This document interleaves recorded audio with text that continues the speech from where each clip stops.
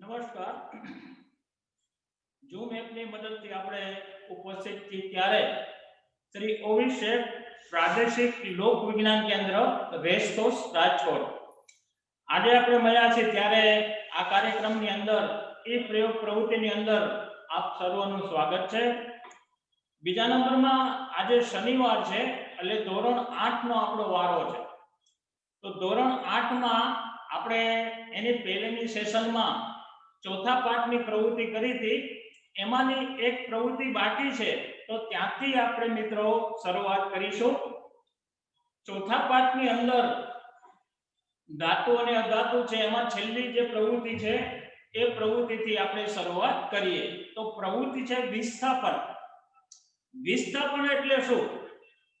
તો વિસ્થાપન એટલે જે કાંઈ સક્રિય ધાતુ હોય એ જલીય દ્રાવણની અંદર જે અસક્રિય ધાતુ હોય એની ઉપર એનું વિસ્થાપન થાય એને આપણે વિસ્થાપન કહેતા હોય. એટલે ટૂંકમાં જો વાત કરું તો જે સક્રિય ધાતુ હોય ઓછી સક્રિય ધાતુ ઉપર એની અસર કરતી હોય છે એને આપણે વિસ્થાપન કહેતા હોઈએ છીએ. તો અહીંયા આપણે થોડા પદાર્થો લેશું, 5 કાચના ગ્લાસ લેશું અને તમે જોઈ શકો કે અલગ અલગ વસ્તુ પદાર્થ લીધેલા છે ધાતુ તરીકે.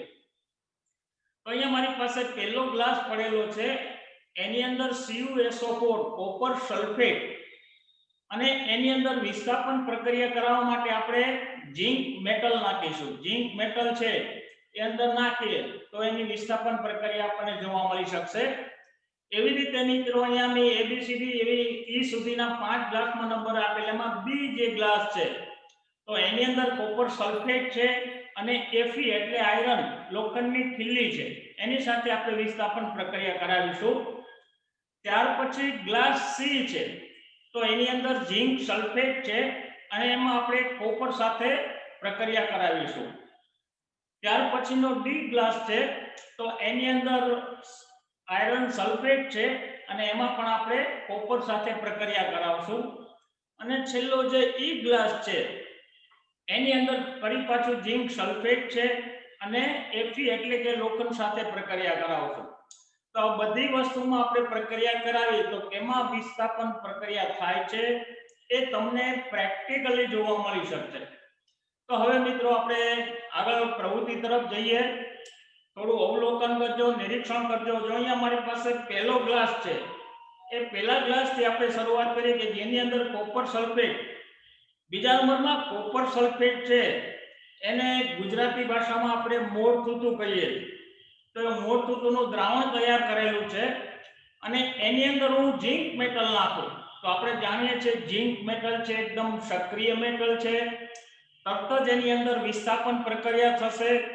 કોપરના સલ્ફેટમાં દ્રાવણમાં આપણે ઝિંક નાખીએ એટલે એમાંથી કોપર છૂટું પડશે અને ઝિંક મેટલ ઉપર તમને કોપરના કણો જમા થતા જોવા મળશે, વિસ્થાપન જોવા મળી શકશે. તો મિત્રો અહીંયા જો મારી પાસે આવા ઝિંક મેટલના 2 ટુકડા છે એ બંને ટુકડાને હું અંદર મૂકું છું તો એની અંદર તમે જોઈ શકો કે કોપરના કણો જમેલા જોવા મળશે. અત્યારે તમે જોયું એકદમ ચળકતી મેટલ તમને જોવા મળે, કોપરના કણો જોવા મળતા નથી. કોપરના કણો આની અંદર CuSO4 માં હોય છે એ વિસ્થાપન થઈ અને આની ઉપર જમા થતા જોવા મળી શકશે. તો અહીંયા આપણે આ ટુકડો લઈને અંદર મૂકીએ, અંદર વિસ્થાપન પ્રક્રિયા થાય છે કે નહીં એ જોઈએ. જો બંને ટુકડાની અંદર મૂકેલા છે, હવે થોડી વાર માટે તમે જોશો તો એ ઝિંક મેટલ ઉપર કોપરના કણો જોવા મળશે.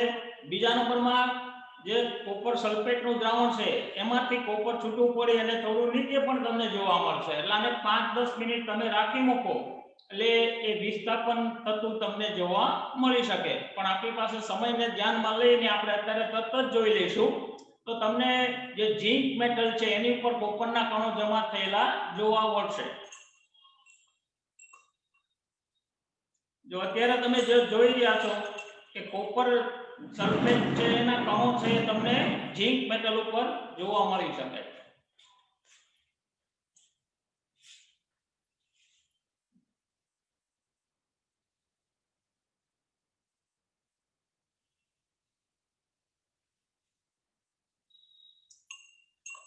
હવે એવી જ રીતે આપણે લઈએ ગ્લાસ B.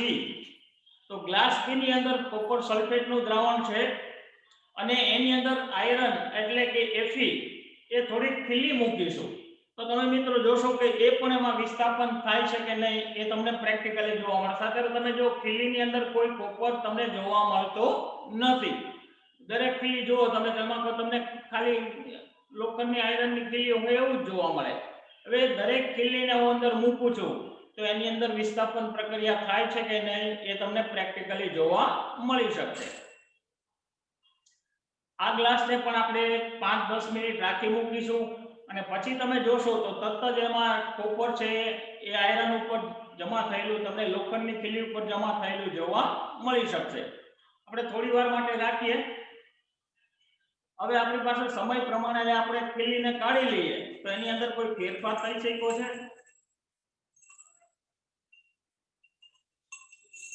જો આની અંદર પણ તમે જોઈ શકો કે કોપરની જે કઈ ઓલા છે તમને જોવા મળી શકે.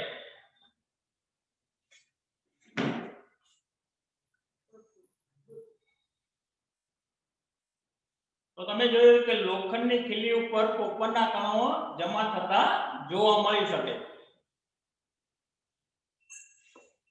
થોડી વાર માટે રાખી મૂકો તો તમને કોપર જેવી જોવા મળી શકશે.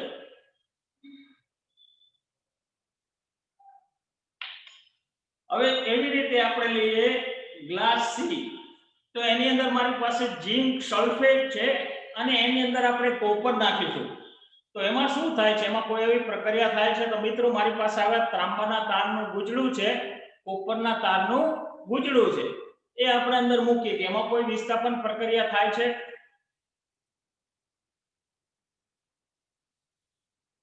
જો આની અંદર આપણે કોપરનું ગુજડું નાખ્યું તો તમે જોઈ શકો ઘણી બધી વાર રાખશો તો પણ એમાં કોઈ ફેરફાર થશે નહીં. હવે એના પછીના ગ્લાસને આપણે લઈએ.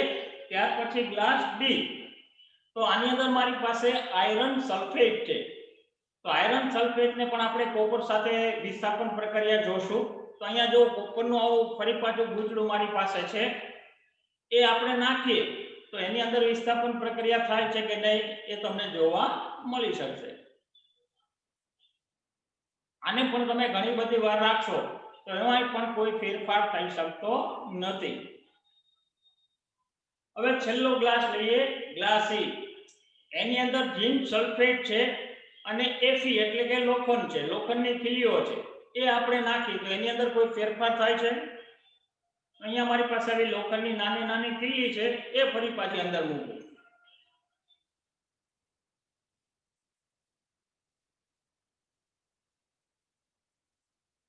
જો એમાં પણ તમે જોઈ શકો ઘણી બધી વાર રાખશો તો એમાં પણ કોઈ ફેરફાર થઈ શકશે નહીં.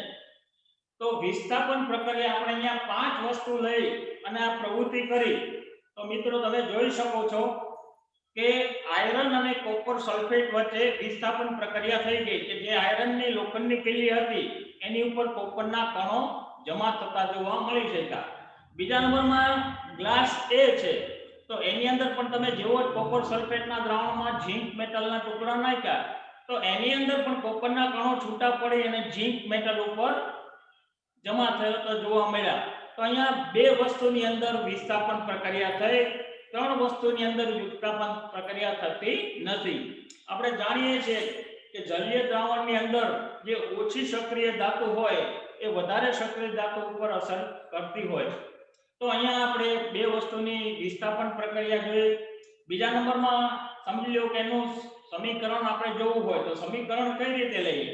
તો સમજી લો ગ્લાસ એ છે એમાં કોપર સલ્ફેટ છે પ્લસ એમાં આપણે ઝિંક નાખીએ એટલે Cl થાય અને એની વચ્ચે રાસાયણિક પ્રક્રિયા થાય અને ઝિંક સલ્ફેટ તૈયાર થાય અને કોપર છૂટું પડે. ગ્લાસ જે એ હતો એનું સમીકરણ CuSO4 Zn પ્લસ એનું જે રાસાયણિક પ્રક્રિયા થાય તો ઝિંક સલ્ફેટ તૈયાર થાય અને કોપર વિસ્થાપન થાય છે, છૂટું પડે. તો અહીંયા તમે જોઈ શકો કોપરના થોડા કણો છે. હું આની અંદર જે મેટલના આપણે ઝિંક મેટલ નાખી એના ટુકડા કાઢી લઈએ તો નીચેના ભાગે તમને કોપરના કણો પણ તમને જોવા મળી શકે છે. એટલે મેં વિસ્થાપન થાય છે એ આપણે નક્કી કરી શકીએ. એવી રીતે લઈએ ગ્લાસ બી. તો ગ્લાસ બી માં શું હતું? તો એમાં copper sulphate CuSO4 plus Fe એટલે કે લોખંડની ખીલી મૂકેલી હતી, તો એમાંથી શું તૈયાર થયું? તો એ જે નાખ્યું એમાંથી આયરન સલ્ફેટ તૈયાર થાય છે. આ દ્રાવણને તમે વધારે થોડી વાર મૂકી રાખો તો થોડું અમથું લીલાશ પડતું તમને જોવા મળી શકે, કેમ કે એના દ્રાવણમાં પણ થોડો ફેરફાર થઈ શકે છે અને એમાંથી પણ કોપર છૂટું પડી શકે. તો આ બે ગ્લાસની અંદર વિસ્થાપન પ્રક્રિયા થઈ એ જોયું. બાકીના જે ગ્લાસ છે એમાં તમે જોઈ શકો કે કોઈ પણ જાતનો ફેરફાર જોવા મળતો નથી, તો એની અંદર કોઈ પણ જાતની વિસ્થાપન પ્રક્રિયા થતી નથી. છતાં આપણે એનું થોડું સમીકરણ જોઈએ. અહીંયા આપણે જોઈએ કે Fe છે, Fe ની અંદર કોપર નાખ્યું તો એની અંદર કોઈ ફેરફાર થતો નથી. એવી રીતે સમજી લો ઈ ગ્લાસ છે, એની અંદર ઝિંક સલ્ફેટ છે, તો એની અંદર મેં Fe નાખ્યું એટલે લોખંડની ખીલી નાખી તો એમાં પણ કોઈ ફેરફાર થતો નથી. એવી રીતે ફરી પાછું સી ગ્લાસ લઈએ તો એમાં પણ ઝિંક સલ્ફેટ છે ને કોપર નાખેલું છે, એમાં પણ કોઈ ફેરફાર થતો નથી. એટલે બે વસ્તુ ઉપર વિસ્થાપન પ્રક્રિયા થઈ. મિત્રો આપણે જાણીએ છીએ કે ઘણી ફેરે તમે જુઓ કે પ્લેટિંગ થતું હોય. પ્લેટિંગ એટલે કોઈ પણ એક ધાતુ હોય બીજી ધાતુ ઉપર એને ચડાવવા માટે જે ક્રિયા થતી હોય એને આપણે પ્લેટિંગ કહેતા હોઈએ. તો પ્લેટિંગ કરવા માટે આપણે જોઈએ છે કે કોઈ સોનાનો વર્ક ચડાવતા હોય એની અંદર, એવી રીતે કોઈ સમજી લો કે કોઈ કોપરનો વર્ક ચડાવતા હોય તો એ પણ આ એક જાતની વિસ્થાપન પ્રક્રિયા જ છે. તો અહીંયા આપણે વિસ્થાપન એટલે શું એ વસ્તુને પ્રેક્ટિકલી જોઈ, પ્રેક્ટિકલી સમજી. હવે આપણે એના પછીના ક્લાસ પ્રવૃત્તિ તરફ થોડા આગળ જઈશું. એની પછીની પ્રવૃત્તિ છે મિત્રો એ છઠ્ઠા પાઠથી ફરી પાછી શરૂઆત થાય છે. તો છઠ્ઠા પાઠ છે દહન અને જ્યોત. દહન એટલે શું? આપણે જાણીએ છીએ કે દહન છે કોઈ પણ વસ્તુ ઓક્સિજનની હાજરીમાં સળગતી હોય તો એમાંથી ઉર્જા ઉત્પન્ન થતી હોય છે અને કાર્બન ડાયોક્સાઇડ વાયુ ઉત્પન્ન થતો હોય છે. તો આપણે આવી પ્રક્રિયા થતી હોય એને આપણે દહન કહેતા હોઈએ. એટલે દહનશીલ પદાર્થ કયા છે, અદહનશીલ પદાર્થ કયા છે, એવી પ્રવૃત્તિ તમારે ટેક્સ્ટ બુકમાં પાઠ્યપુસ્તકમાં આપેલી છે. તો એ પ્રવૃત્તિ આપણે થોડા વાકેફ થઈએ. આગળ તમે જે પ્રવૃત્તિ કરી ગયા છો 7મા ધોરણમાં એમાં તમે મેગ્નેશિયમની પટ્ટી સળગાવી અને એનો ઓક્સાઇડ પણ તૈયાર કરેલો હતો અને એની સમજૂતી મેળવી હતી કે મેગ્નેશિયમની પટ્ટી છે તમે એને સળગાવો તો વાતાવરણમાંનો જે કાંઈ ઓક્સિજન છે એની સાથે સંયોજાય છે અને એકદમ સફેદ પ્રકાશથી એટલે એકદમ એક ઉર્જા ઉત્પન્ન કરે છે અને આપણને સફેદ પ્રકાશ જોવા મળી શકે. તો અહીંયા ફરી પાછી એ પ્રવૃત્તિને આપણે થોડી તાજી કરીએ અને એ પ્રવૃત્તિ કરીએ. તો અહીંયા મિત્રો મારી પાસે આવી મેગ્નેશિયમની પટ્ટી છે. એ મેગ્નેશિયમની પટ્ટી છે તમે જોઈ શકો ધાતુ તત્વ છે. ધાતુ તત્વને સળગાવો તો ક્યારેય સળગી ન શકે, પરંતુ આ જે મેગ્નેશિયમની પટ્ટી એ ચોક્કસપણે સળગી શકે. તો એની પાછળનું રીઝન શું હોય? તો વાતાવરણમાંનો ઓક્સિજન એમાં ભળે છે અને એને કારણે પ્રવૃત્તિ થઈ શકે. તો એ આપણે પ્રવૃત્તિ તરફ આગળ જઈએ. બીજા નંબરમાં મિત્રો આ પ્રયોગ કરો ત્યારે થોડી સાવચેતી રાખવાની. આ પટ્ટીને સીધી તમે જો આ રીતે ગરમ કરશો તો એ સળગતી એની ફ્લેમ કે આપણા હાથ ઉપર આવી જશે અને આપણે દાઝી જશું, અકસ્માત સર્જાય. પરંતુ એને આવી રીતે આપણે ન અકસ્માત સર્જાય એટલા માટે કોઈ તમારી પાસે કોઈ ચીપિયો હોય અથવા આવું ડીટી ટેસ્ટ ટ્યુબ હોલ્ડર હોય તો એની મદદથી તમારે આ પ્રયોગ કરવો. તો આપણે અહીંયા આ ટેસ્ટ ટ્યુબની અંદર જે ડીટી હોલ્ડર છે એની અંદર એને પકડાવી દઈશું અને પછી એને સળગાવીને જોશું કે આ પટ્ટી સળગે છે કે નહીં. બરાબર છે? 7મા ધોરણમાં તમે આ પ્રવૃત્તિ કરી હતી છતાં પણ આપણે થોડી પ્રવૃત્તિ કરીએ.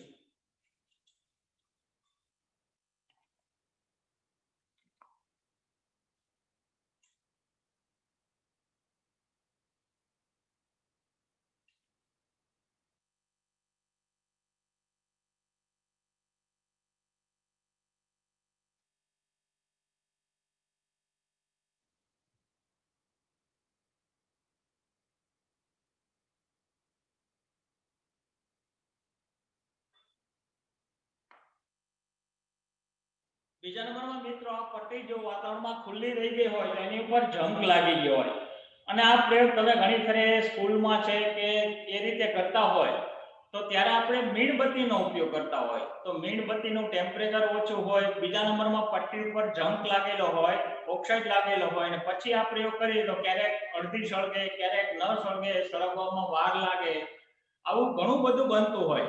પણ તમારે સરળતાથી એ પ્રયોગ કરવો હોય તો એ જે મેગ્નેશિયમની પટ્ટી છે એને કોઈ ચપ્પુ છે કે કોઈ કટર છે એને થોડી ઘસી નાખો એટલે તરત જ આવી ચળકળાટ થતી તમને જોવા મળશે અને પછી તમે પ્રયોગ કરશો તો વ્યવસ્થિત પ્રયોગ થઈ શકશે. હવે આપણે એને સળગાવવાની કોશિશ કરીએ કે ધાતુની પટ્ટી સળગે છે કે નહીં.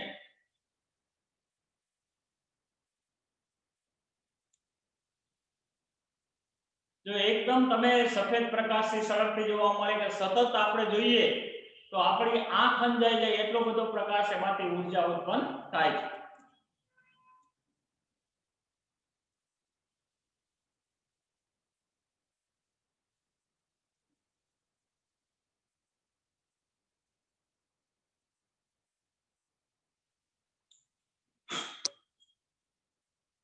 તો આપણે અહીંયા દહનશીલ પદાર્થમાં મેગ્નેશિયમની પટ્ટી લીધી. ત્યાર પછીની મિત્રો કોષ્ટક છે અને પ્રવૃત્તિ છે 6.1. એની અંદર ઘણા બધા પદાર્થો લીધેલા છે અને આ પ્રવૃત્તિ વિસ્તારથી સમજાવી છે. તો એની અંદર તમે જુઓ કે પદાર્થ લીધેલા છે, પદાર્થ દહનશીલ છે કે અદહનશીલ છે એવો કોઠો આપેલો અને એમાં ઘણા બધા પદાર્થો લીધેલા છે. એમાં લાકડું છે, કાગળ છે, લોખંડની થેલી છે, કેરોસીન છે, પથ્થર છે, સ્ટ્રો છે, કોલસો છે અને દિવાસળી છે અને કાચ છે. તો આટલા બધા પદાર્થ લીધા છે અને કયો પદાર્થ દહનશીલ છે કે કયો પદાર્થ અદહનશીલ છે. દહનશીલ આપણે પદાર્થ કોને કહેશું તો મેં તમને વાત કરી એ પ્રમાણે કે વાતાવરણમાં ઓક્સિજન સાથે સંયોજન થાય અને જે સરળતાથી સળગે તો આપણે એને દહનશીલ કહેશું. જો એ સરળતાથી સળગી ન શકે, એની જ્યોત ઉત્પન્ન ન કરી શકે તો મિત્રો સમજી લેવાનું કે એ પદાર્થ અદહનશીલ છે. તો એ તમે કોઠાની અંદર આදී આપણ લાંબો કોઠો કોષ્ટક તૈયાર કરી શકો અને એની અંદર માર્કિંગ કરી શકો કે કયું દહનશીલ છે, કયું અદહનશીલ છે. તો એ પ્રવૃત્તિ અહીંયા આપણે ફરી પાછી થોડી લઈએ. તો જો મારી પાસે અહીંયા આવી લાકડાની જે ગુલપીની સળી છે એ સળી છે તો એને આપણે સળગાવશું કે દહનશીલ છે કે કેવી છે. તમારી રીતે થોડું નોટ કરતા રહેજો કઈ દહનશીલ છે, કઈ વસ્તુ અદહનશીલ છે. ત્યાર પછી બીજા નંબરમાં લઈશું આવો કાગળનો ટુકડો. એ કાગળના ટુકડાને આપણે સળગાવશું અને પ્રવૃત્તિ કરશું. ત્યાર પછી લોખંડની થેલી લઈશું આપણે. લોખંડની થેલી લઈ અને એ પ્રવૃત્તિ આપણે કરીશું.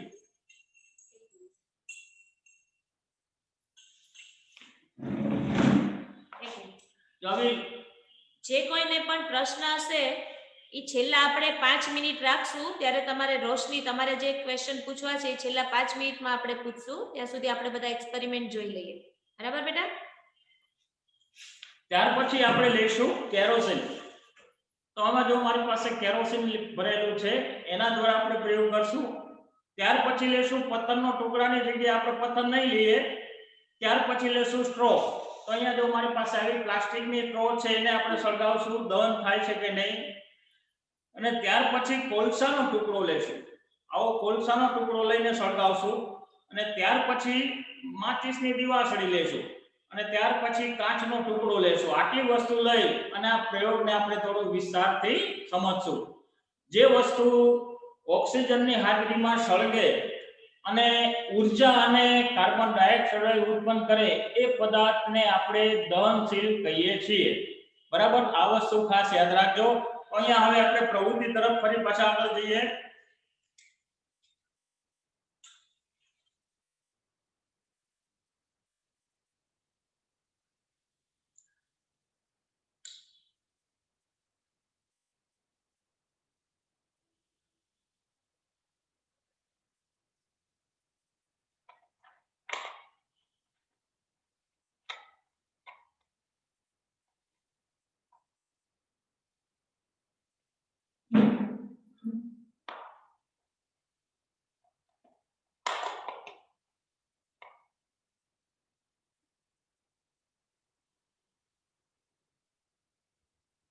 જો હવે અહીંયા જે લાકડાની સ્ટ્રીક છે એને હું સળગાવું તો એ ચોક્કસપણે સળગી શકે.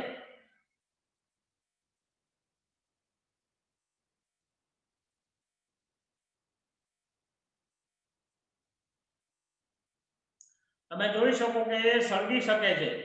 તો જ્યારે એ સળગે છે ત્યારે તમે જો એમાંથી ઉર્જા અને કાર્બન ડાયોક્સાઇડ વાયુ રિલીઝ થઈ શકે. તો લાકડાની સ્ટીક છે એ દહનશીલ છે એમ આપણે કહી શકીએ. હવે એવી જ રીતે સમજી લો આપણે બીજો પદાર્થ લઈએ, લોખંડની ખીલી. હવે સમજી લો લોખંડની ખીલીને હું સળગાવું તો એ સળગી શકતી નથી. એમાંથી કોઈ ઉર્જા કે કોઈ કાર્બન ડાયોક્સાઇડ વાયુ પણ ઉત્પન્ન થતો નથી. તો એવા પદાર્થને આપણે અદહનશીલ કહીશું. અહીંયા મારી પાસે લોખંડની ખીલી છે, હું એને સળગાવું તો એ લાલચોળ થશે પરંતુ સળગી શકશે નહીં, એની જ્યોત ઉત્પન્ન નહીં થઈ શકે. બરાબર છે? જો ગમે એટલી વાર એને હું રાખીશ તો થોડી લાલચોળ થશે પણ સળગતી જોવા મળતી નથી. તો આ પદાર્થને આપણે અદહનશીલ કહીશું. ત્યાર પછી લઈએ કેરોસીન. તો કેરોસીન આપણે જાણીએ છીએ કે દહનશીલ છે, આપણે એનો ઈંધણમાં પણ ઉપયોગ કરતા હોઈએ. તો એ પ્રવૃત્તિ આપણે થોડીક અહીંયા પ્રેક્ટિકલી જોઈ. તો એ મારી પાસે આ સિરીઝની અંદર કેરોસીન ભરેલું છે. જેવી તેની ઉપર આપીશ તો તમે જો એની ફ્લેમ થતી તમને જોવા મળશે.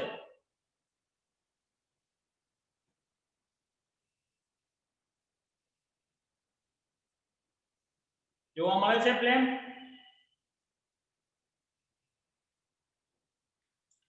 તો કેરોસીન છે એ દહનશીલ છે, એનો આપણે ઈંધણમાં પણ ઉપયોગ કરતા હોઈએ. તો કેરોસીન છે દહનશીલ છે, પ્રવૃત્તિ તમને સમજાવી. હવે લઈએ આપણે આવી પ્લાસ્ટિકની સ્ટ્રો. તો પ્લાસ્ટિકની સ્ટ્રોને હું જ્યારે ગરમ કરું ત્યારે શું થાય છે થોડું અવલોકન કરજો. જો એને હું ગરમ કરું તો ત્યારે શું થાય છે? જો શરૂઆતમાં એ આમ પીગળે છે અને પછી સળગે, ચોક્કસપણે સળગી શકે. પહેલા પીગળે અને પછી સળગી શકે. તો આને પણ આપણે દહનશીલ કહીશું. એના પછીનો પદાર્થ લઈએ કોલસાનો ટુકડો. તો આપણે જાણીએ છીએ કે કોલસાનો ટુકડો પણ દહનશીલ છે, કે પહેલા એ અંગારા સ્વરૂપમાં આવે અને પછી એની જ્યોત આપણને જોવા મળતી હોય. તો એમાંથી પણ ઉર્જા અને કાર્બન ડાયોક્સાઇડ વાયુ રિલીઝ થતો હોય. તો આપણે એ પ્રવૃત્તિ થોડી અહીંયા જોઈએ.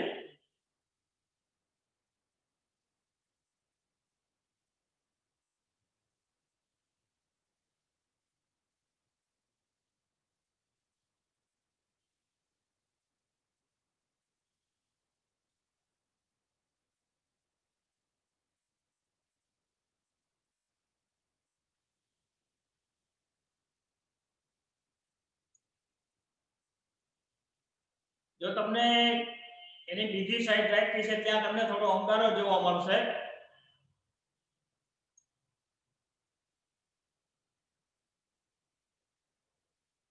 અને તમે જુઓ એ અંગારામાંથી પછી સળગતો તમને જોવા મળી શકે. તરત લઈ લો એટલે એની ફ્લેમ તમને થોડી કમથી જોવા મળે.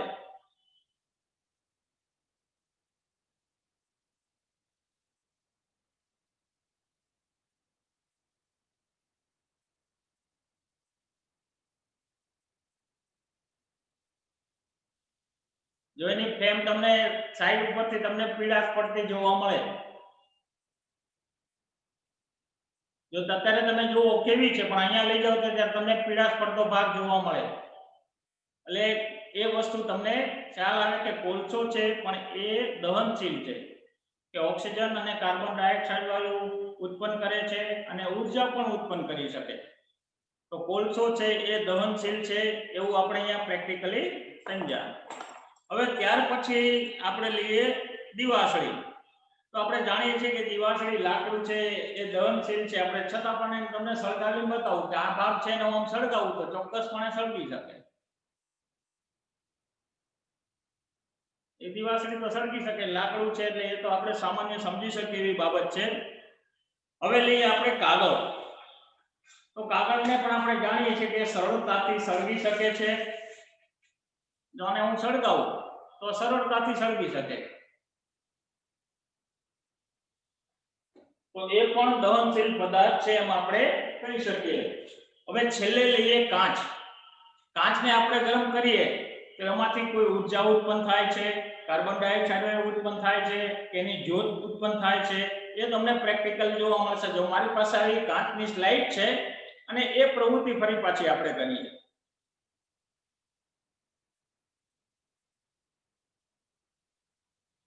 તો ગમે એટલી વાર તમે થોડી વાર રાખશો તો પણ એમાં કોઈ પણ જાતનો ફેરફાર કે તમને જોવા મળશે નહીં. તેમાંથી ઉર્જા કે અંગારો કે જ્યોત આવું કશું જ તમને જોવા મળતું નથી. તો આ પદાર્થને પણ આપણે અદહનશીલ પદાર્થ કહીશું. હજી પણ આથી તમે વધારે પદાર્થ લઈ અને મિત્રો આ પ્રવૃત્તિ કરી શકો છો, એની સમજૂતી મેળવી શકો છો. હવે એના પછીની પ્રવૃત્તિ તરફ આપણે થોડા આગળ જઈએ. ત્યાર પછીની પ્રવૃત્તિ છે દહન માટે હવા અથવા ઓક્સિજનની જરૂર પડે. એ પ્રવૃત્તિ આપણે અહીંયા થોડી પ્રેક્ટિકલી જોઈએ.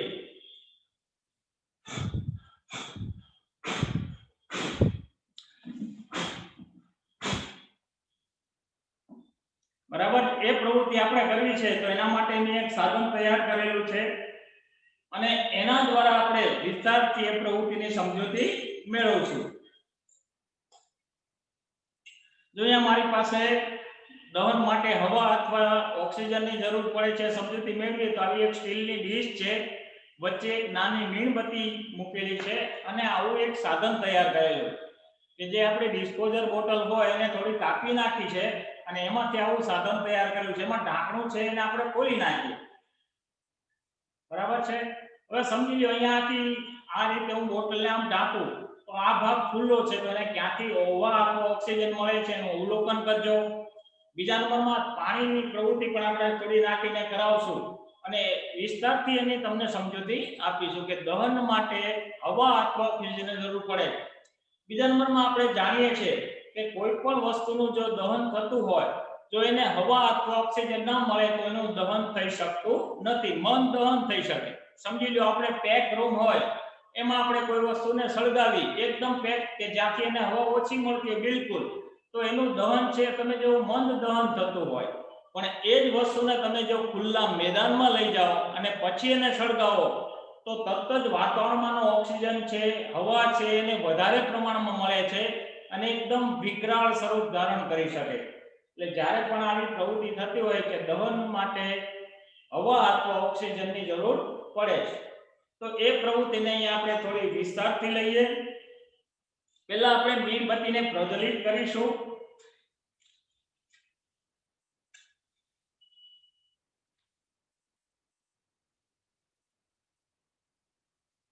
મીણબત્તીને પ્રજ્વલિત કર્યા પછી મિત્રો આ ભાગ ખુલ્લો છે. હવે સમજી લો કે આ કવરને હું એની ઉપર ઢાંકી દઉં તો મીણબત્તીનું શું થાય છે? બુજાઈ જાય છે, પ્રજ્વલિત રહે છે. એ બે અવલોકન થોડા કરજો. બરાબર છે. જો આને હું આમ સીધું આ રીતે ઢાંકી દઉં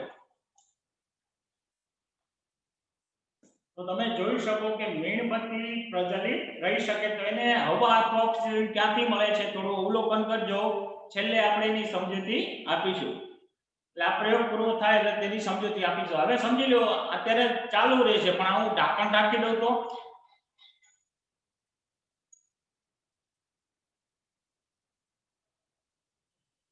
તો તમે જોયું એ બુજાઈ ગઈ. તો તમને થતું હશે કે એને ઓક્સિજન ક્યાં ઉપરથી મળતો તો ક્યાંથી મળતો તો અવલોકન કરજો. હવે સમજી લો આપણે ઢાંકણને કાઢી નાખીએ, મીણબત્તીને ફરી પ્રજ્વલિત કરીએ.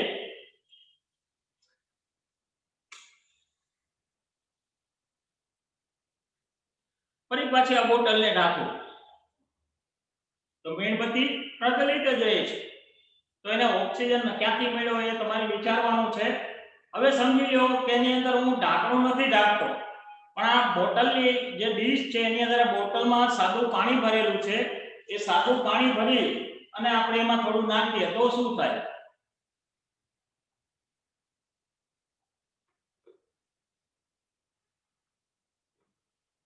અને કઈ રીતે બુજાય છે એ પણ તમે જોજો. જો પાણી નાખ્યું તો બુજાઈ ગયું. આપણે જાણીએ છીએ કે પાણીની અંદર તો ઓક્સિજન હોય. પાણીનું અણુ સૂત્ર શું છે? તો H2O. હાઇડ્રોજનના 2 પરમાણુ હોય અને ઓક્સિજનનો 1 પરમાણુ હોય. તો પાણીની અંદર તો ઓક્સિજન હોય છતાં મીણબત્તી કેમ બુજાઈ ગઈ? તો એ સમજૂતી આપણે છેલ્લે લેવાની છે. હજી પણ એક પ્રવૃત્તિ થોડી આગળ લઈ જાઉં તમને કે સમજી લો આ બોટલને હું આ રીતે ઢાંકું છું પાણી નાખીને તો એ બુજાઈ જાય છે.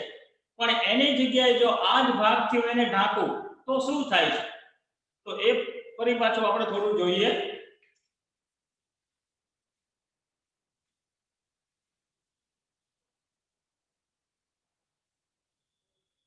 જો ફરી પાછી આપણે મીણબત્તીની પ્રજ્વલિત કરી, હવે હું આ ભાગથી આમ ઢાંકું,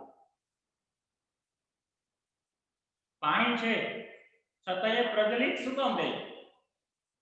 બરાબર છે. જો આ રીતે તમે જુઓ તો પ્રજ્વલિત જ રહે, પણ એને આમ ઢાંકી દઉં તો અને કઈ રીતે બુજાય છે એ પણ જોજો.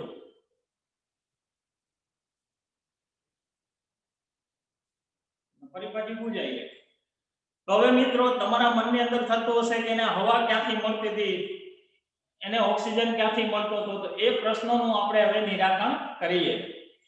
સમજી લ્યો કે પહેલા વહેલા મેં મીણબત્તી મૂકી, પાણી નહોતું નાખ્યું ને પછી આ બોટલને ઢાંકી, તો એને ઓક્સિજન ક્યાંથી મળતો હતો? થોડો હાથ ઊંચો કરજો એટલે તમને ખ્યાલ આવી શકે કે એને ઓક્સિજન ક્યાંથી મળતો હતો.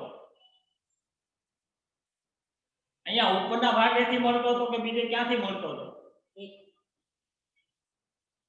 પૂછું?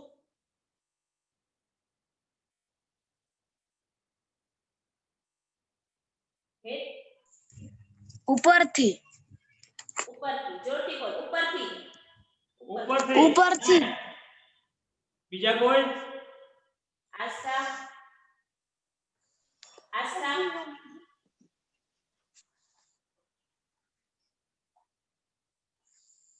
આસ્થા બોલ બેટા.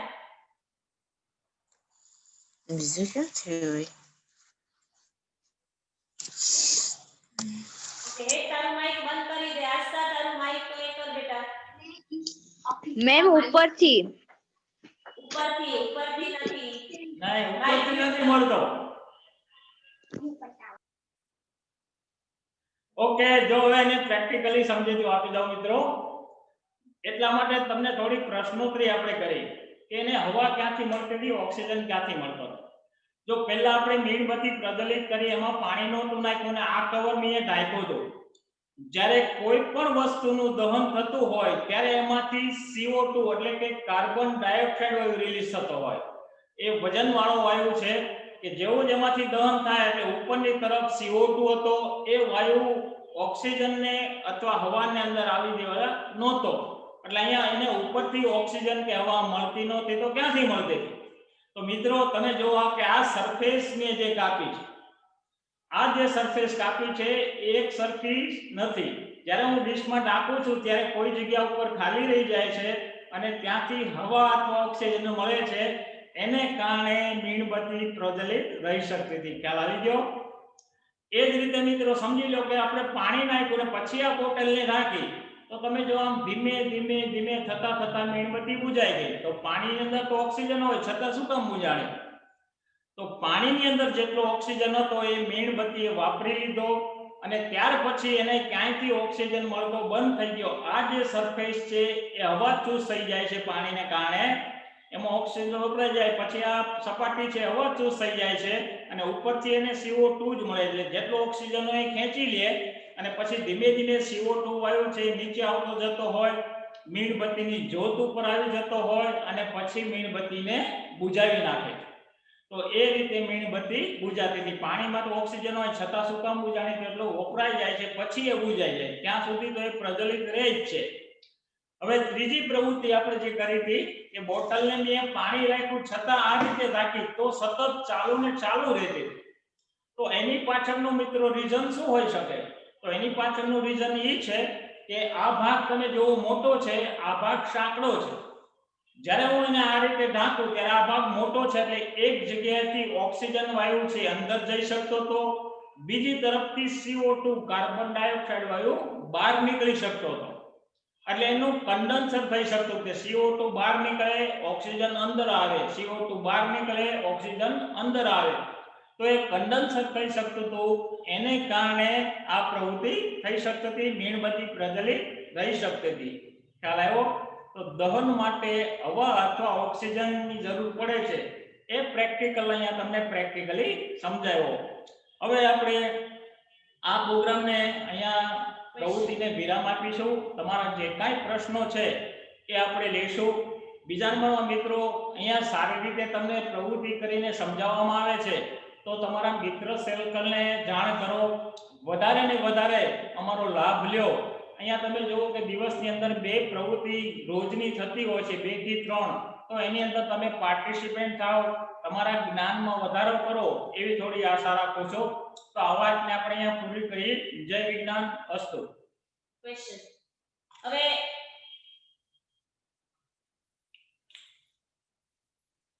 હવે જેને કઈ ક્વેશ્ચન છે તો હું હેતને લાગે છે તો હું એનું એ કરું છું. 1 મિનિટ.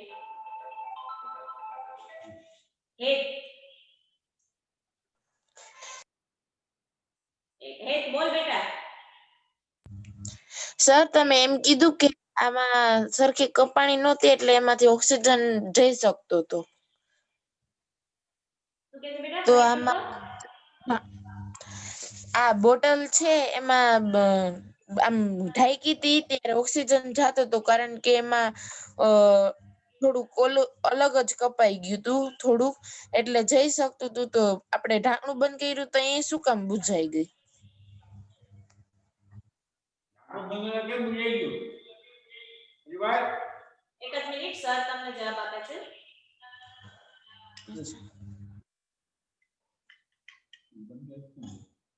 હેલો.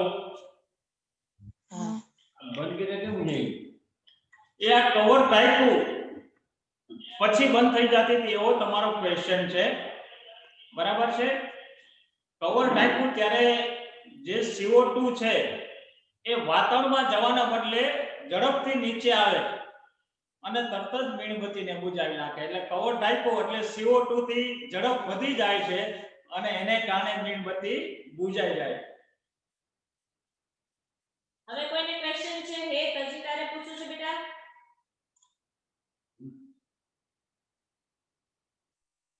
હેત બોલ.